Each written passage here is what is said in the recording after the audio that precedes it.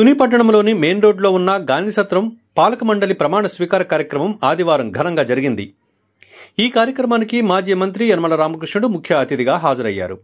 ఆయన సమక్షంలో కొత్తగా ఎన్నికైన పాలక మండలి సభ్యులు ప్రమాణ స్వీకారం చేశారు.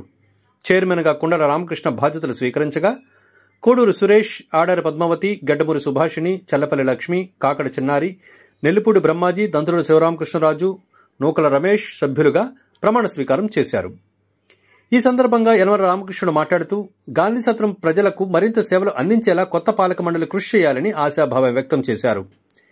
ఈ కార్యక్రమంలో టీడీపీ సీనియర్ నాయకులు యనమల రాజేష్, టీడీపీ పట్టణ అధ్యక్షురాలు Kusumanchi Shobharani, municipal chairperson Narla Bhuvanasundari, TDP senior నాయకులు ఇనుగంటి సత్యనారాయణ, గవర్ కార్పొరేషన్ డైరెక్టర్ మల్ల గణేష్, జనసేన నాయకులు చోడిశెట్టి గణేష్, బీజేపీ నాయకుడు వెలుగుల గోపాలకృష్ణ, కాదంబరి రామకృష్ణ, ఎస్ఎన్నవరం పిఏసిఎస్ చైర్మన్ పోలిశెట్టి రామలింగేశ్వరరావు, వెంకటేశ్వర స్వామి దేవస్థానం చైర్మన్ కుక్కడపు బాలాజీ, టీడీపీ నాయకులు సిద్ధాంతపు సత్యబాబు, అల్లు రాజు, కర్రి శివ, గెడ్డమూరి శివ, పల్లెల నాగేశ్వరరావు తదితరులు నాయకులు పాల్గొన్నారు.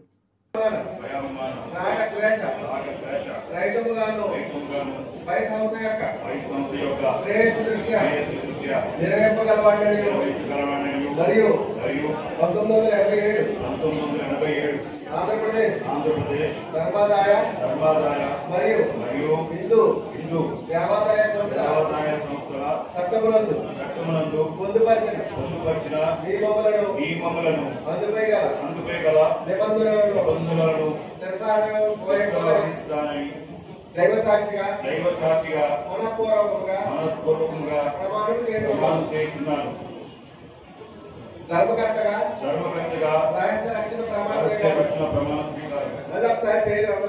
రామకృష్ణ నేను కాకినాడ జిల్లా తుని పట్టణంలో గల గాంధీ సత్రమునకు ధర్మకర్తగా నా విధులను నిర్వహించుటకు అవసరమైన విషయములు తప్ప నాకు తెలిసిన కానీ లేక నేను ఆలోచించవలసిన మరి ఏ ఇతర విషయములను ప్రత్యక్షంగా కానీ పరోక్షంగా కానీ ఎవరికి లేక ఏ ఒక్కరికి ముందుగా తెలియపరచుట లేక ఎప్పుడు కానీ రోడ్లు ఇస్తే సమస్యలు ఇటువంటివి కూడా మనం కోరాలి. ప్రజల యొక్క సమస్యలు పరిష్కరించడానికే రాజకీయ ధర్మం తప్ప స్వధర్మం ఏమి ఉండదు. దీంట్లో తప్ప స్వధర్మం అంటే కొంత లింగేయమైనటువంటి ధర్మం రాజకీయ ధర్మం కాదు, అది వేరే. అందుచేత మనం చేసేటువంటి కార్యక్రమం 18 కోట్లు ఈ రోజున ప్రభుత్వ పరంగా కానీ అదేవిధంగా మున్సిపాలిటీ పరంగా కానీ అక్కడ ఉన్నటువంటి ఏదైతే ఇండస్ట్రీస్ ఉన్నాయో వాళ్ళ ద్వారా పెట్టి ఈనాడు 18 కోట్లు తుని పట్టణానికంటే చాలా ఎక్కువ అమౌంట్. అందుకనే వాళ్ళ ప్రశ్న ప్రతిది కూడా పైసా తోడుకోవడం ధర్మంగా కరెక్ట్గా ప్రజలకు అందేటట్టు చేయాలనేటువంటి ఉద్దేశమే నాకు. అంటే ఆ విధంగానే ఎమ్మెల్యే గారు చెప్పారు, ఆ విధంగానే నేను చెప్తాను, ఆ విధంగానే మా నాయకులు చేయాలి.